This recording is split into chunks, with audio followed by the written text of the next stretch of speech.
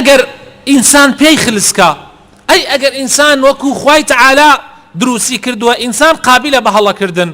كل بني آدم خطاء، همو بني آدم قابلة بغلط كردن.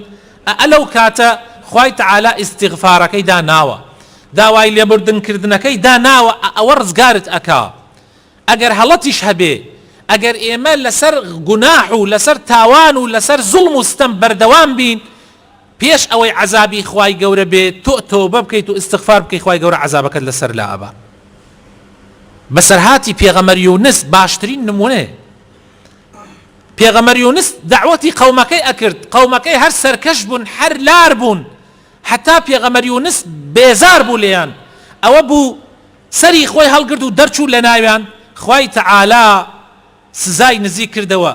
پیاو عاقلکان یانو پیاو جیرکان یان زانیان هستیان بخطرک کرد.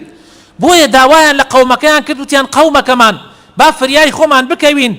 ئەوە یونس ڕۆیش دوایی وەکو قەومەکانی پێشوو ئێمەش سزامان بەسەرادا ئابارێنێ، با فریای خۆمان بکەوین. ئەوە بوو فریای خۆیان کەوتن، تەوبەیان کرد. خوای تەعالا باسیەکات کە قەومی نەینەوە، قەومی مووسڵ زیاد لە 100,000 کەس ئەبوون. ئەو کاتە خوای تەعالا لە قورئانە تۆماری کردووە، گەڕانەوە و تۆبەیان کرد. خوای تەعالا سزاکەی لەسەریان هەڵگرت. بە هەمان شێوە لە نمونەی واقعی خۆتە.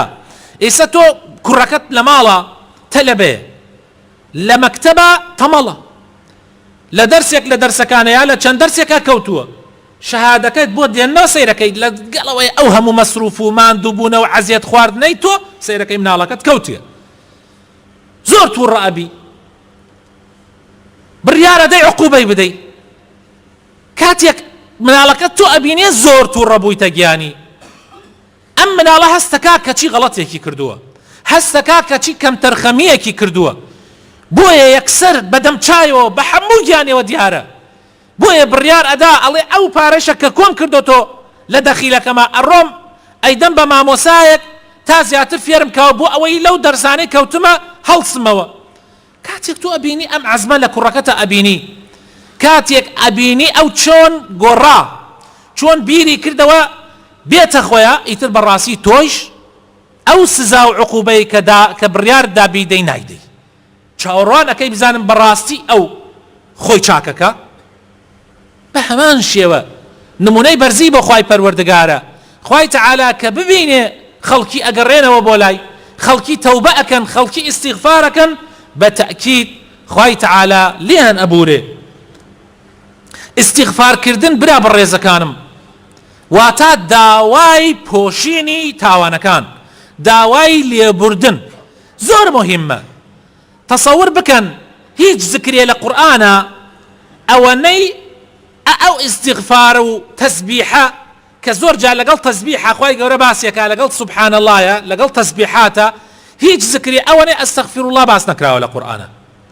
وەخوای تەعالا دوو ناو لە ناوە جوانەکانی خۆی، یەکێکیان ئەلغەفورە، ئەوی تریان ئەلغەفارە. غەفور واتە لێبوردە و غەفار سیغەیەکی مبالەغەکردنە و زیاتر و زیاتر لێبوردەیە. 11 جار ناوی ئەلغەفور لە قورئانە هاتووە، 4 جاریش ناوی ئەلغەفار لە قورئانە هاتووە. ئەمە بێجگە لەوەی کە سەدەها ئاەت باسی ئەوە ئەکا کە ئینسان داوای لێبوردن بکە، خوا لێبوردەیە، خوا بەڕەحمە، خوا بەبەزەییە.